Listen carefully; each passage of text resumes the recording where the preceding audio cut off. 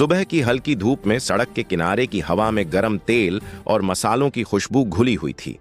लोग ऑफिस और बाजार की ओर जा रहे थे। बच्चे स्कूल बस का इंतजार कर रहे थे और उसी भीड़ में एक सादी सूती साड़ी पहने महिला धीरे धीरे चल रही थी। उसके चेहरे पर सादगी थी, पर आंखों में एक अजीब सी चमक। कोई नहीं जानता था कि यह आम दिखने वाली महिला दरअसल जिले की डीएम नेहा शर्मा है। नेहा आज अपनी पहचान छिपाकर घर से निकली थी। महीनों से मन में एक सवाल घूम रहा था, क्या इस शहर में अब भी इंसानियत बाकी है? उसने सोचा, अगर वाकई मैं लोगों के हालात समझना चाहती हूं तो मुझे उन्हीं की तरह जीना होगा। बस इसलिए उसने अपनी गाड़ी छोड़ दी और पैदल चलना शुरू किया। रास्ते में उसकी नजर एक ठेले पर पड़ी। एक बुजुर्ग औरत, झुर्रियों से भरा चेहरा, पसीने में डूबी, पर फिर भी मुस्कुरा रही थी। ठेले पर लिखा था, श्यामा दीदी की चाउमीन। नेहा पास गई और मुस्कुराकर बोली, माँ जी, एक प्लेट चाउमीन बना दो। श्यामा देवी ने मुस्कुराते हुए कहा, बस 2 मिनट बिटिया, गर्मा गर्म बना देती हूं। तेज आंच पर तवे की छनछनाहट, सब्जियों की खुशबू और फेंटे हुए नूडल्स की आवाज, सब कुछ जैसे एक सुकून का संगीत था। नेहा ने पहला निवाला लिया तो उसके चेहरे पर वही बचपन वाली मुस्कान लौट आई।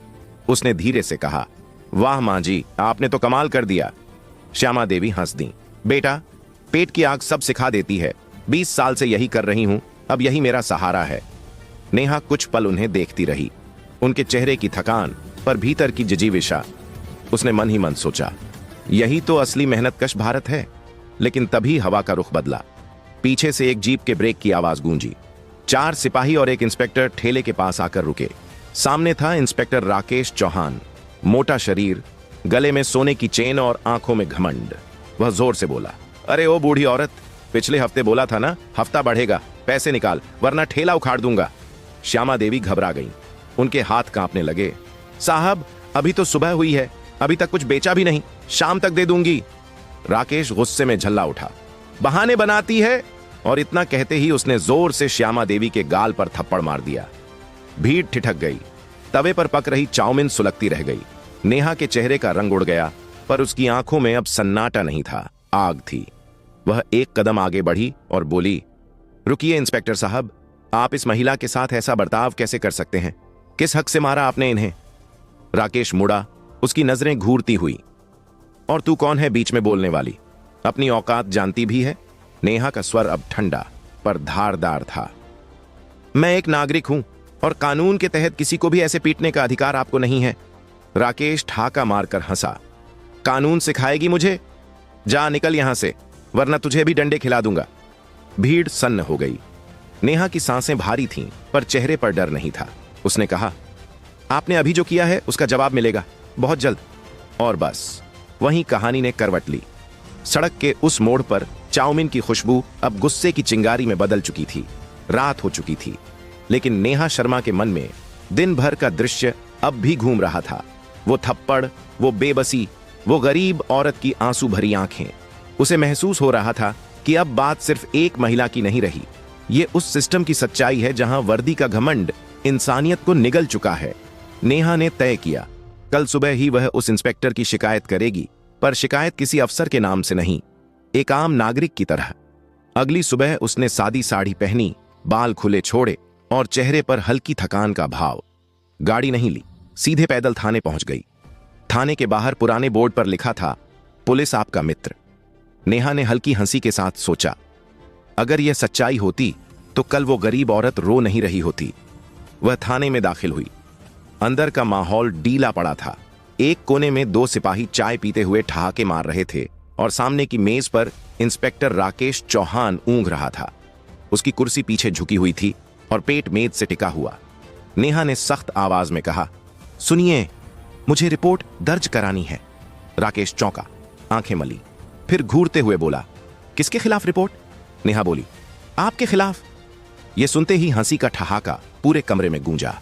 पास बैठे सिपाही हंसते हंसते बोले, साहब, लगता है किसी ने मजाक करने भेजा है।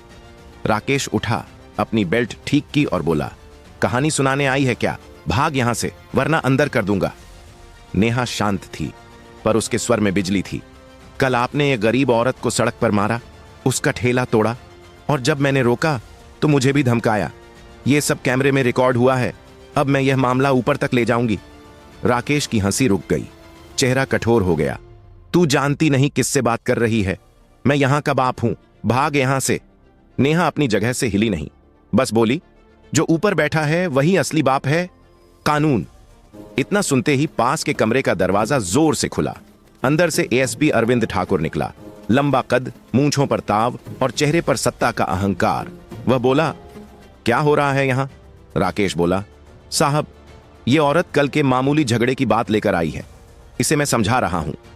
एएसपी अरविंद ने नेहा की तरफ देखा, फिर ठंडी हंसी के साथ बोला, मैडम, यह थाना है, न कि ड्रामा हॉल। आपके जैसे लोग यहां रोज आते हैं ध्यान खींचने। नेहा ने धीमे पर दृढ़ स्वर में कहा, मैं ध्यान नहीं, न्याय मांगने आई हूं। अरविंद का चेहरा सख्त हो गया। उसने एक कदम आगे बढ़कर कहा, बहुत बोली तू, और बिना कुछ सोचे नेहा के कंधे पर धक्का दे मारा। नेहा लड़खड़ाकर मेज से टकराई, माथे से हल्का खून निकला। थाने में सन्नाटा छा गया।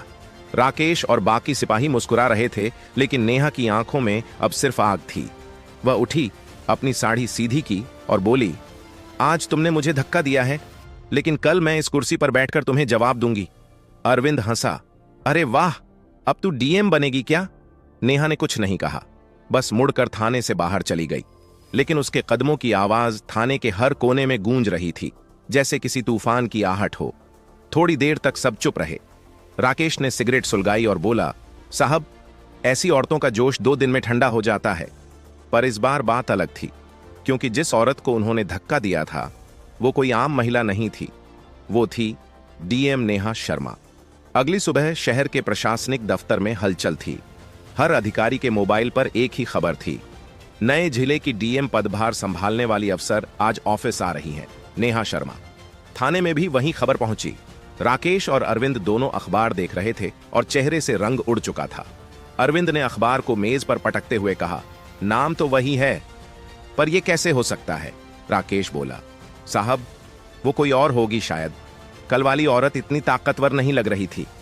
लेकिन तभी थाने के बाहर गाड़ियों का काफिला रुका। सायरन की आवाज गूंज उठी। हर कोई बाहर भागा देखने। काली गाड़ी से उतरी नेहा शर्मा।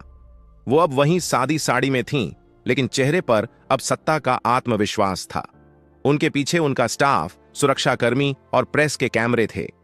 अरविंद और राकेश के चेहरे पर पसीना था। नेहा सीधे थाने के अंदर पहुंची। सभी पुलिसकर्मी खड़े हो गए। सलाम मैडम। नेहा ने एक पल भी देर नहीं की।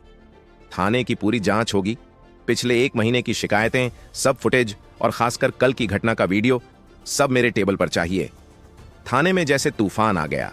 राकेश ने कुछ कहने की कोशिश की। मैडम, आपसे एक गलतफहमी हो गई थी। नेहा ने उसकी तरफ देखा। गलतफहमी? गरीब औरत की इज्जत से खेलना, उसे सरेआम मारना, यह गलतफहमी नहीं, अपराध है। कमरा खामोश हो गया। नेहा की आवाज भारी थी। कानून का मतलब सिर्फ आम जनता के लिए नहीं होता, ये उन पर भी लागू होता है जो वर्दी पहनते हैं। तभी बाहर भीड़ जुट गई। वही गरीब महिला भी आई थी जिसके ठेले को राकेश ने तोड़ा था। उसकी आंखों में डर नहीं, सुकून था। नेहा ने इशारा किया, उसे अंदर लाओ। वो औरत अंदर आई। थोड़ी देर नेहा को देखती रही, फिर धीरे से बोली, बिटिया, तुम वही हो ना जिसने उस दिन मेरे लिए आवाज उठाई थी? नेहा मुस्कुराई, हाँ अम्मा, लेकिन आज आवाज नहीं, न्याय लाया हूं। नेहा ने पब्लिक और मीडिया के सामने आदेश पढ़ा। इंस्पेक्टर राकेश चौहान को तत्काल प्रभाव से निलंबित किया जाता है। एसपी अरविंद ठाकुर के खिलाफ भी विभागीय जांच बैठाई जाती है। थाने में सन्नाटा छा गया। राकेश के हाथ से टोपी गिर गई। अरविंद बोला, मैडम, आप तो बदला ले रही हैं। नेहा ने शांत स्वर में कहा, नहीं अरविंद, ये बदला नहीं, व्यवस्था का आईना है। जो करोगे वही लौटेगा। इतना कहकर वो बाहर चली गई। भीड़ ने रास्ता बना दिया। वो बुजुर्ग औरत उनके कदमों को छूने लगी, पर नेहा ने रोक लिया। अब किसी को झुकने की जरूरत नहीं अम्मा, अब कानून झुकेगा। गाड़ियां धीरे धीरे चली गईं। थाने के बाहर हवा में सन्नाटा था, लेकिन भीतर सब कुछ बदल चुका था। रात को नेहा अपने ऑफिस में अकेली बैठी थी। खिड़की से बाहर देखते हुए उन्होंने धीरे से कहा, कभी कभी इंसाफ का रास्ता आसान नहीं होता, लेकिन जब सच्चाई साथ हो तो डर मिट जाता है। कभी कभी एक इंसान ही पूरे सिस्टम को आईना दिखा देता है। नेहा शर्मा जैसी सोच अगर हर अफसर, हर आम इंसान में आ जाए तो शायद किसी गरीब को सड़क पर अपमानित नहीं होना पड़ेगा। इंसाफ हमेशा देर से आता है, पर जब आता है तो इतिहास बना जाता है।